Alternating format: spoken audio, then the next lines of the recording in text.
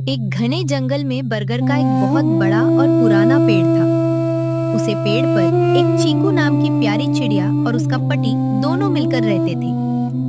दोनों ने उसे पेड़ की सबसे ऊंची और सुरक्षित डाली पर तिनका टिंका जोड़कर अपना प्यारा सा और सुंदर सा एक घोंसला बनाया था। कुछ दिनों बाद चीकू चिड़िया ने अपने घोंसले में 4 सुंदर सफेद रंग के अंडे दिए। अंडों के आते ही दोनों चिड़ियों के खुशी का ठिकाना नहीं रहा। वह दिन रात अपने अंडों की देखभाल करते थे। जब चीकू चिड़िया अंडों को सेती तो उसका पति दूर दूर से उसके लिए दाना लेकर आता था।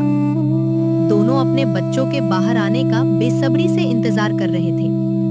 उसी बरगद के पेड़ के नीचे एक गहरा बिल था। उस बिल में एक कालू नाम का बहुत ही दुष्ट काला सांप रहता था।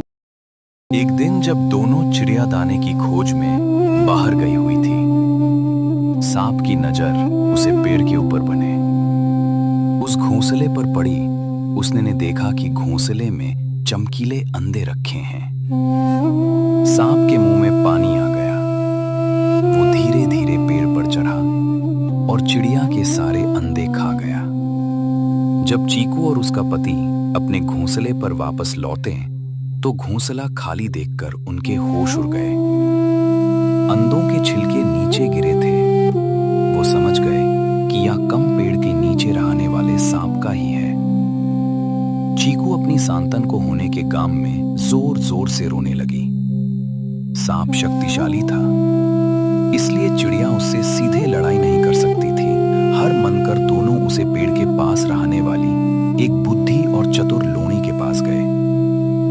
उन्होंने रोते हुए अपनी पूरी कहानी लोनी को सुनाए। लोनी ने कुछ देर सोचा और मुस्कुराते हुए कहा, चिंता मत करो दोस्तों, ताकत से बड़ी बुद्धि होती है। मैं तुम्हें एक तरकीब बताती हूं जिससे उसे दष्ट सांप से हमेशा के लिए पीछा छूट जाएगा। लोनी ने दोनों के कान में एक शानदार योजना बताई। अगाली सुबह जंगल के पास के राज्य की एक राजकुमारी अपनी सहेलियों के साथ जंगल की नदी में स्नान करने आई। उन्होंने अपने कीमती गहने और सोने का चमचमाता हुआ हार नदी के किनारे एक पत्थर पर रख दिया। राजकुमारी की सुरक्षा के लिए राजा के सैनिक नदी के पास थोड़ी दूर पर पहरा दे रहे थे। चीकू चिड़िया और उसका पति पेड़ की दली पर बैठकर इसी मौके का इंतजार कर रहे थे। जैसे ही सैनिकों का ध्यान भटका, चीकू चिड़िया तेजी से नीचे झपटी। उसने अपनी चोंच में राजकुमारी का वो सोने का कीमती हार उठा लिया और जोर जोर से चिल्लाने लगी। हार गायब होते ही सैनिकों ने ऊपर देखा। सैनिक हथियारों के साथ चिड़िया के पीछे पीछे भगे। योजना के मुताबिक चीकू चिड़िया उठकर सीधे अपने बरगद के पेड़ के पास आई। उसने वो सोने का हार सांप के बिल के ठीक अंदर गिरा दिया। यह सब करने के बाद दोनों चिड़िया पेड़ की सबसे ऊंची दली पर जाकर छिप गई। पीछे पीछे राजा के सैनिक भी वहां पहुंच गए। उन्होंने देखा कि हार सांप के बिल के ठीक अंदर गिरा है। जैसे ही एक सैनिक ने बिल के अंदर हार निकालने के लिए लकड़ी दली, अंदर बैठा गुस्से से फुनफकारता हुआ काला सांप बाहर निकाल आया।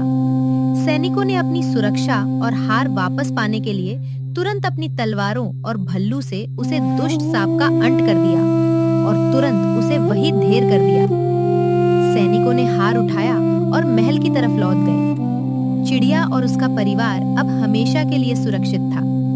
तो दोस्तों, इस कहानी से हमें यह सीख मिलती है कि बुद्धि और सूझबूझ से बड़ी मुसीबत और